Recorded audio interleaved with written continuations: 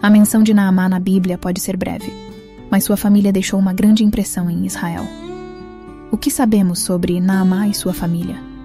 Como seu casamento com Salomão afetou as gerações futuras? Vamos dar uma olhada mais detalhada nesses personagens bíblicos e no legado que deixaram.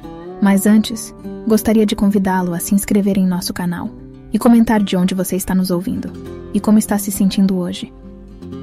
Naamá foi a esposa de Salomão, um rei sábio e renomado de Israel, mas também uma amonita. Os amonitas não eram muito bem vistos pelos israelitas. Juntamente com os moabitas, eles até tentaram amaldiçoar Israel, contratando o famoso Balaão para esse propósito. A conexão de Naamá com os amonitas teve implicações sérias. De acordo com a lei divina, seus descendentes não poderiam entrar na Assembleia do Senhor até a 10ª geração. Mas a história não para por aí. Quando os israelitas desobedeceram a Deus adorando ídolos, ele permitiu que Elgon, o rei de Moabe, tivesse poder sobre Israel. Elgon se uniu aos amonitas e aos amalequitas, lançou um ataque feroz contra o povo e conquistou a cidade deles, a cidade das palmeiras. O nome Naamá, curiosamente, significa a bela. É estranho que Davi tenha casado seu filho Salomão com uma amonita, mas é provável que Salomão estivesse profundamente apaixonado por ela.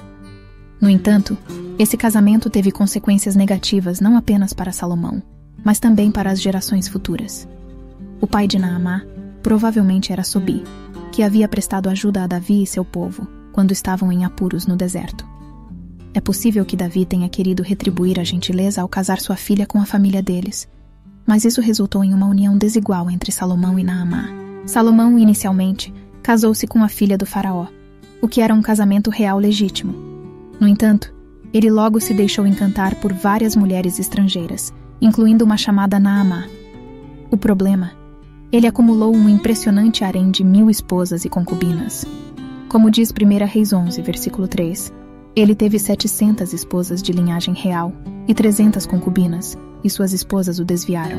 Mesmo com o alerta de sua própria mãe sobre o perigo que mulheres poderiam representar para os reis, Salomão continuou a se envolver com elas.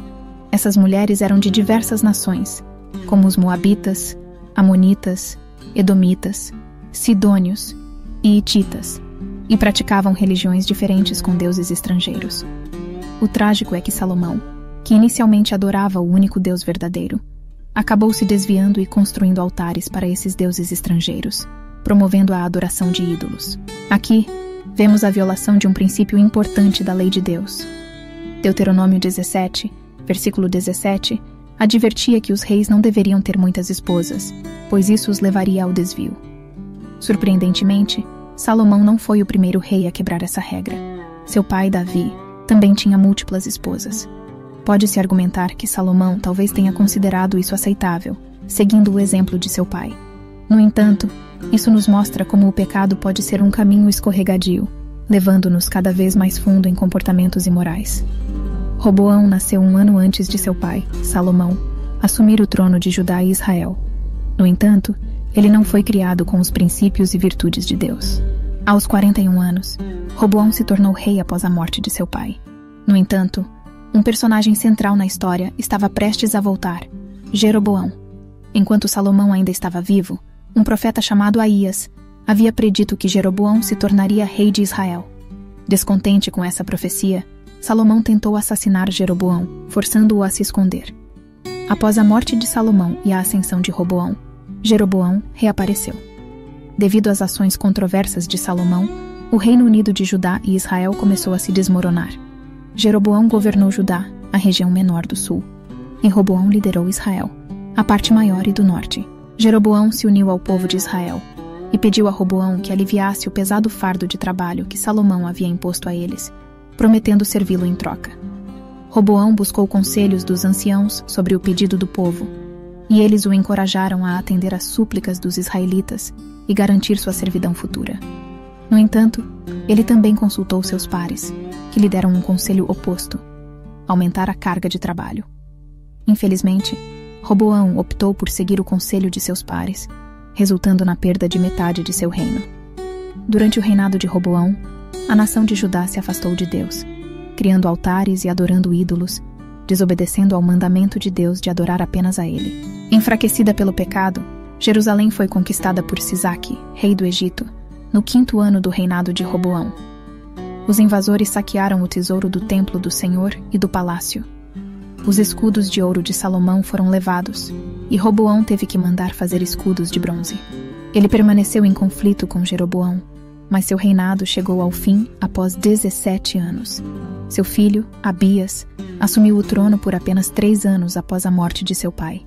No final das contas, Roboão e sua família deixaram um legado desastroso em sua esteira. Muitas vezes, é difícil definir o exato momento em que tanto Salomão quanto Roboão se afastaram de Deus. Foi quando Salomão ignorou a sabedoria bíblica e tomou muitas esposas? Ou foi quando ele construiu altares para deuses falsos? O pecado geralmente age assim, como uma ladeira escorregadia. Um pequeno deslize leva a outro, e outro, até que a pessoa percebe que está em um abismo tão profundo que é difícil sair. No entanto, é importante lembrar que Deus tem o poder de renovar nossos corações. Não importa o quão fundo tenhamos caído, como fez com Davi. Mas, infelizmente, Roboão não voltou para Deus. Ele permaneceu no abismo do pecado, deixando uma história de desastre, para que possamos aprender com ela hoje. Essa história nos lembra da importância de reconhecer nossos erros e buscar a redenção, mesmo quando nos encontramos no fundo do poço. É uma lição poderosa sobre como o pecado pode nos envolver gradualmente, mas também sobre a esperança de que sempre podemos voltar para o caminho certo com a ajuda de Deus. Quando o rei Salomão casou com Naamá e outras mulheres estrangeiras, ele inadvertidamente introduziu as tradições dos deuses pagãos delas na vida de sua família, e por extensão, no reino de Israel. Salomão construiu altares para esses deuses estrangeiros, e seu filho seguiu seu exemplo. Mas aqui está a pergunta: quantas pessoas no reino foram afetadas pelas ações desses 2 reis? Será que as pessoas da época passavam diariamente por esses altares, até que também começassem a adorar esses deuses estrangeiros? Será que eles transmitiram essa tradição aos seus filhos e aos filhos de seus filhos? Somos seres relacionais, e nossas ações e pecados não vivem em isolamento. Eles têm efeitos duradouros. É um lembrete importante de como as escolhas que fazemos hoje podem moldar o futuro das próximas gerações. Portanto, vamos refletir sobre como nossas ações podem impactar não apenas nossas próprias vidas, mas também o mundo ao nosso redor e as gerações que virão depois de nós. Roboão, filho de Salomão, tomou muitas decisões ruins durante seu reinado, mas uma delas se destacou. Ele recusou o conselho dos anciãos para atender ao pedido dos israelitas, e em vez disso, ouviu seus pares, resultando na perda de metade de seu reino. Isso nos lembra que as pessoas que escolhemos ter ao nosso redor têm um impacto significativo em nossas vidas. É importante interagir com pessoas de diferentes crenças para promover o reino de Deus. Mas também devemos ser cautelosos com quem buscamos conselhos e permitimos que influencie nossas decisões. Como diz Provérbios 13, versículo 20: Ande com os sábios, e você se tornará sábio, mas o companheiro dos tolos sofre males. Talvez a história de Roboão fosse diferente se ele tivesse ouvido os anciãos em vez de seus pares. A história da família de Naamá é triste, mas nos ensina lições valiosas. Salomão começou como um homem dedicado a Deus, mas afundou cada vez mais em padrões de pecado depois de tomar 1000 esposas, incluindo Naamá. Pode-se argumentar que seu filho, Roboão, teve um destino ainda pior, crescendo em um ambiente que não valorizava Deus e continuando as tradições pagãs de seu pai. A história de Naamá nos lembra que nossa história familiar não precisa ser trágica. Não importa onde nos encontramos, Deus é o Deus da restauração. Davi afirma: Deus reescreveu o texto da minha vida quando abri o livro do meu coração aos olhos dele. Se nos voltarmos para Deus, Ele pode transformar histórias trágicas em legados de beleza e graça. Portanto, lembrem-se da importância das companhias que mantemos e da capacidade de Deus de trazer restauração às nossas vidas e famílias. Fiquem ligados para mais reflexões e ensinamentos em nosso canal. E não se esqueçam de se inscrever e dar um like. Até a próxima! Que a presença de Deus seja uma constante em sua vida, trazendo bênçãos, alegria e amor.